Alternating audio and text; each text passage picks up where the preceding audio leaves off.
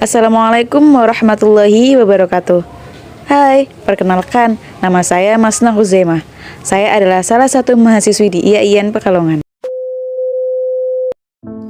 Tema yang akan dikaji pada kesempatan kali ini adalah tentang peran gender sebagai parenting dalam keluarga. Beberapa poin yang akan dibahas yaitu yang pertama, peran gender dalam keluarga.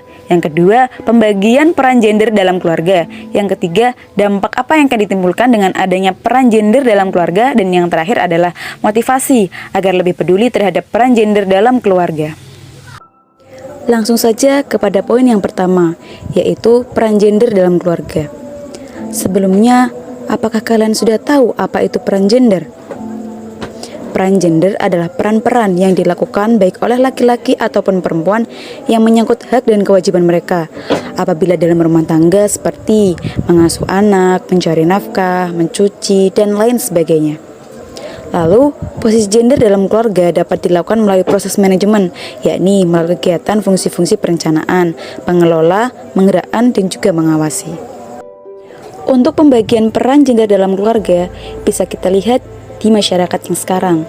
Seringkali suami hanya mendapatkan peran mencari nafkah, sedangkan istri mendapatkan peran seperti mencuci, mengasuh anak, memasak, membersihkan rumah, dan lain sebagainya.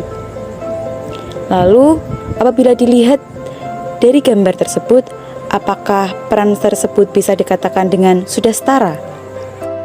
Di sini saya akan mencontohkan salah satu ilustrasi permasalahan yang terjadi di masyarakat.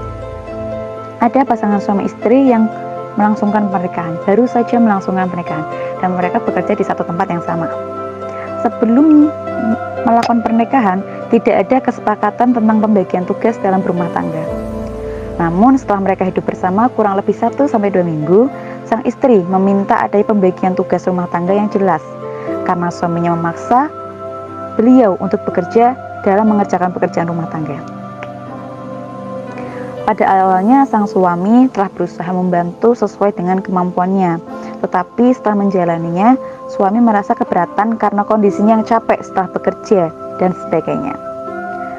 Sampai juga sang suami mempersilahkan istrinya tinggal di rumah dan berhenti untuk bekerja, tetapi sang istri menolak karena ia khawatir dengan masa depan anaknya nanti.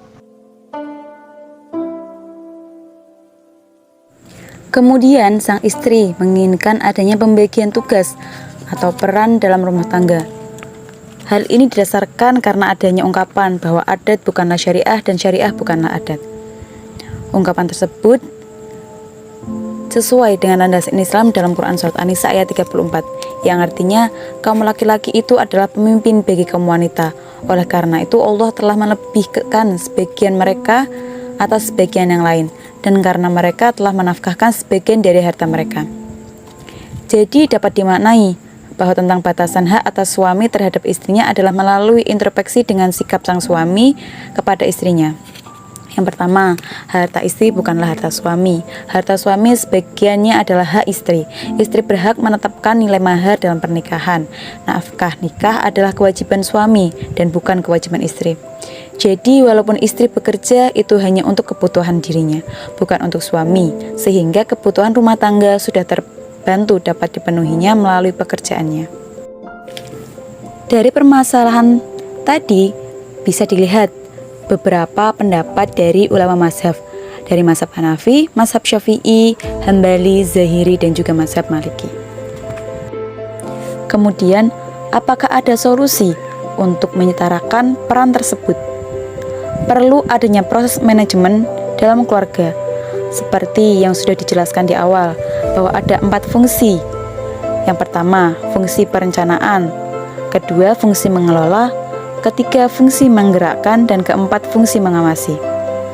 Fungsi perencanaan bisa dilakukan dengan merencanakan masa depan pendidikan anak-anaknya, kegiatan dalam rumah tangganya, dan lainnya.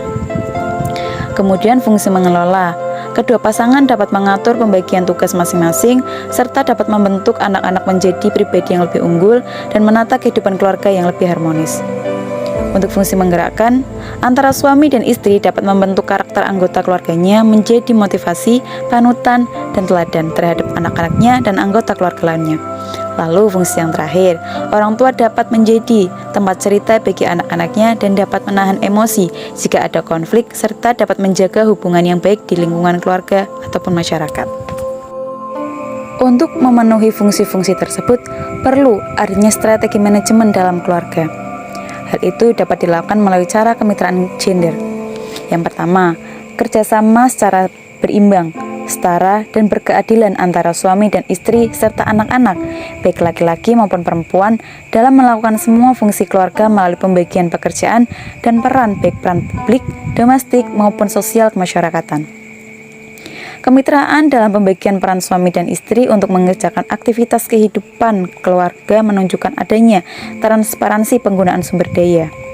Terbentuknya rasa saling ketergantungan berdasarkan kepercayaan dan saling menghormati, akuntabilitas dalam penggunaan sumber daya, dan terselenggaranya kehidupan keluarga yang stabil.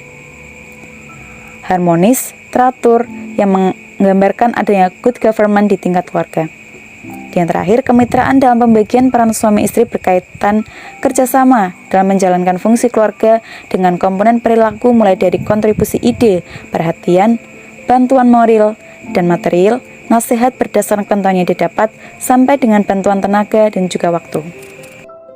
Lalu, apa dampak yang ditimbulkan dengan adanya peran gender dalam keluarga? Dampak yang ditimbulkan diantaranya, fungsi dalam keluarga akan berimbang karena melalui pembagian pekerjaan dan peran yang seimbang. Terbentuknya rasa saling ketergantungan. Hal ini berdasarkan kepercayaan dan saling menghormati, akuntabilitas dalam penggunaan sumber daya, dan terselenggaranya kehidupan keluarga yang stabil dan harmonis. Yang ketiga, kemitraan dalam pembagian peran suami dan istri. Ada motivasi nih agar lebih peduli terhadap peran gender dalam keluarga. Dengan mengetahui peran gender dalam keluarga, hal yang kita dapat adalah apabila ada peran gender dalam keluarga, maka kita bisa saling berbagi peran tanpa takut ada penukaran posisi dalam keluarga. Apabila dalam perspektif mubadalah, keluarga menjadi tanggung jawab bersama antara orang-orang di dalamnya, tepatnya tanggung jawab suami, istri, dan juga anak. Keluarga yang kuat adalah keluarga yang ditopang oleh kedua belah pihak, yaitu suami dan juga istri.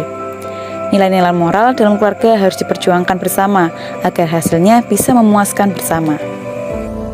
Jadi, jika seorang perempuan harus menjaga akhlaknya untuk menjaga kehormatan keluarganya, utamanya ketika ia menjadi istri dan ibu, maka sama halnya dengan laki-laki. Ia juga harus menjaga dan membawa kebaikan untuk keluarganya, baik saat menjadi ayah ataupun suami. Sama halnya dengan peran perempuan ketika melakukan pekerjaan di luar rumah. Ia tidak boleh melupakan perannya sebagai istri dan ibu.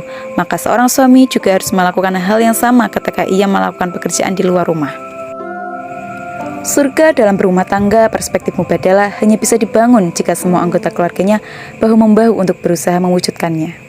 Itu dulu ya video pada kesempatan kali ini. Jangan lupa subscribe dan ikuti YouTube saya untuk mendapatkan video-video yang bermanfaat lainnya. Syukron.